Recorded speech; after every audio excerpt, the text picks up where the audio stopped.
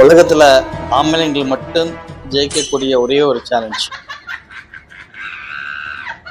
அது என்ன? ஆண்கள் மட்டும் ஜெயிக்கக்கூடிய சேலஞ்சு? இங்க எல்லாமே பொதுதான், பெண்களாலையும் ஜெயிக்க முடியும். இதுதான் சேலஞ்சா?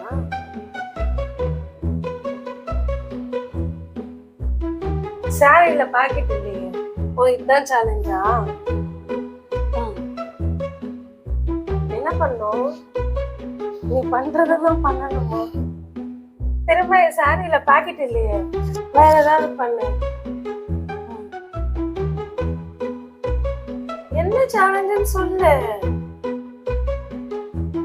என்ன சேலஞ்சுன்னு சொல்லாம நீ இப்படி பண்ணிக்கிட்டே இருந்தா என்ன பண்றது?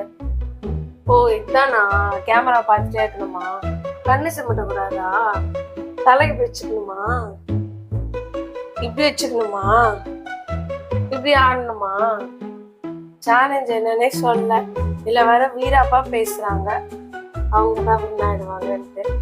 ஓ, இப்படி இப்படி வச்சு இப்படி ஆடிட்டே இருக்கணும் போல. அது ஓ, இப்படி வச்சுக்கணுமா? இதுதான் சேலஞ்சா? இதெல்லாம் ஒரு சப்ப சேலஞ்சு. நாங்கெல்லாம் இதை விட பயங்கரமான சேலஞ்ச் எல்லாம் பண்ணோம். எல்லாம் சேலஞ்சுன்னு யாரெல்லாம் வந்தா தோத்து ஓடியே போயிடுவாங்க. எங்க கிட்ட எல்லாம் யாருமே நிக்க கூட முடியாது. பேசுற போட்டி வைங்க, நாங்கெல்லாம் நான் ஸ்டாப்பா பேசிக்கிட்டே இருப்போம். எங்களை பத்தி எல்லாம் தெரிஞ்சுட்டு சவால் விடுங்க. சவால் விடுறதுக்கு மட்டும் 2 நிமிஷம் யோசிப்போங்க என்ன பேசணும்ன்றது. இந்த மாதிரி பாத்துக்கிட்டே இருந்தா இது ஒரு சேலஞ்சா? இதுல வர நான் வேணாவன் நீ வேணாவன்னு சொல்லிட்டு சீனை போட்டோம். ஐயோ கடுப்பாவது. என்னன்னாவது சொல்லி தொலை. வெறுப்பேத்துறான் பாத்தீங்களா? நம்மளால இப்படி இருக்கவே முடியாது. இந்த மாதிரி ஏழை குடும்பம் ஏதாவது பண்ணிக்கிட்டு என்னன்னு சொல்லாம சேலஞ்சுன்னு சொல்லிட்டு நான் தான் வின்னாவுன்னு சொல்லிட்டு யாராலையாவது இப்படி எல்லாம் இருக்க முடியுமா? நீங்களே பாருங்க. புரியுதா? ஆம்பளைங்களால் மட்டும்தான் இது ஜெயிக்க முடியும்.